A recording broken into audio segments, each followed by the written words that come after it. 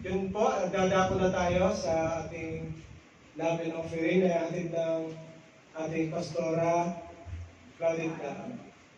Please po. Nasa paa mo na naman. Paris talaga yun. Okay, mga bagong sahod. Hello, praise God. So, dumako naman po muli tayo sa isang pagsamba sa ating Diyos na buhay. Uri ng pagsamba sa ating Diyos na buhay.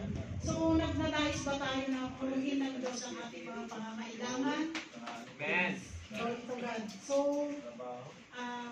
isa po dito, sabi po dito sa Matthew 6:33, seek ye first the kingdom of God and His righteousness, and all these things shall be added unto you. So, maaaring itong talatang ito ay na-memorize na natin, naging kasama na sa memory verse natin. Bata pa tayo, ito na yung, minsan ito na yung unang tinuturo sa atin.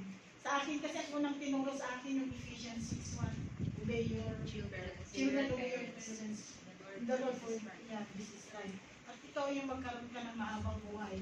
Yun lagi kong natatandaan. Ito, pangalawa to, at saka yung John 3:16. So, Matthew 6:33, yun nga po sabi niya, and seek ye first the kingdom of God and His righteousness, and all these things shall be added unto you. So, seek ye first the kingdom of God. So, ano ba yung isisik natin sa Panginoon, kingdom of God? So, ang nais po ng Panginoon sa ating buhay ay mag-stick po tayo sa verse or sa salita niya. Kasi yung master plan ng Panginoon sa ating buhay ay yung nasa Malakay. Sa akin na-prove ko na yung Malakay 3:10. Sabi niya, bring the whole tithes into the storehouse, so that you will have plenty of food there. Put me to the test, and you will see that I will open the windows of heaven and pour out on in abundance of all kinds of good things. I will not let insects destroy your crops. I will not let insects destroy your crop, and your grape vines will be loaded with grapes. Then the people of all nations will get all happy because your land will be a good place to live.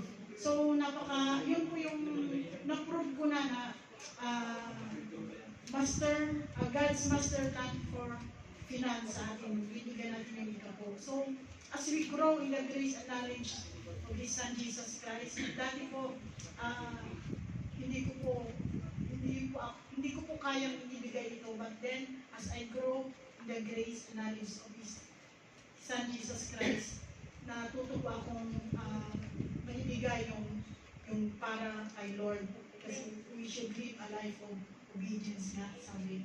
So, sabi nga dito, para sa mga baguhan po, hindi po ito obligado but God commanded it. As we grow in the grace, seek po natin yung ng Panginoon, yung first His kingdom and His righteousness, and all these things shall be added unto you. So, minsan po dito sa mundong ito, isa sa mga pinakamalaking hadlang na bakit takot tayo magkaroon. Minsan hindi tayo bukas palad kasi mayroon tayong fear sa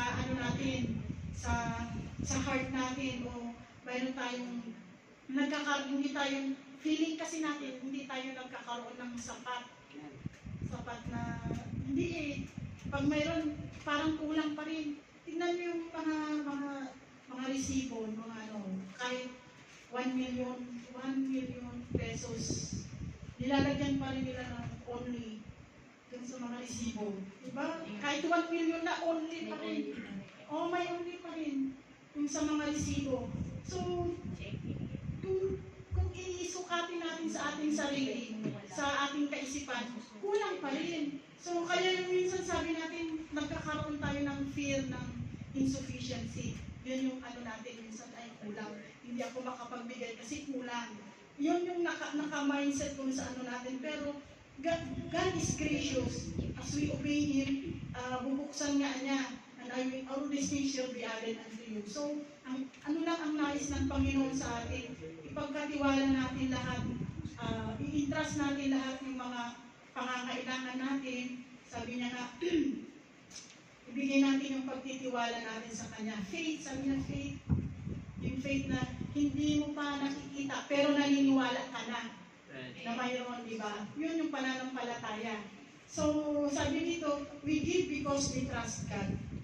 Naalala nyo yung mga, sabi nga dito sa Matthew 6:26. Matthew 6:26, therefore I tell you, do not worry about life, what you will eat or drink, or about your body, what you will wear. Is not life more than food, and the body more than clothes? Look at the birds of the air. They do not sow or reap or store away in barns. And yet your heavenly Father feeds them. Are you not more valuable than they? So makita natin, lumilipad lang yung mga ibon, pero bakit sila nabubuhay? Nagkakaanak pa sila, na hindi naman sila sabihin yung katulad sa atin na magbungkal ka, hindi lang sila, finifeed talaga sila ng Panginoon. Saan man sila mapunta, mayroon ka agad silang makakain. So, yun po ang nais ng Panginoon sa atin, na ibigay natin yung pagtitiwala natin sa Kanya. Kasi siya nga ang may-ari ng langit at lupa. Nung itong mundong ito, sabi natin, full of disorder, confusion, or anumang mga mga bagay na ang assurance lang po natin, God is in control sa lahat ng mga sitwasyon sa ating buhay. Siya ang gumawa ng heaven and earth. So, ibigay natin yung ating pagtitiwala natin sa Kanya kasi siya na ang mag-iingat sa atin. Sinabi nga dito sa Psalms 34:10, sabi dito, even lions go hungry of lack of food, but those who obey the Lord will lack nothing. So, tingnan nyo, hindi tayo pababayaan ni Lord. Andyan talaga ipuprovide niya lahat ng ating mga pangangailangan. So, trust God. Let's put our faith in God. God is gracious na i-provide na lahat ang ating mga pangangailangan. Thank God. So, tayo na po yung magbigay sa ating Panginoon.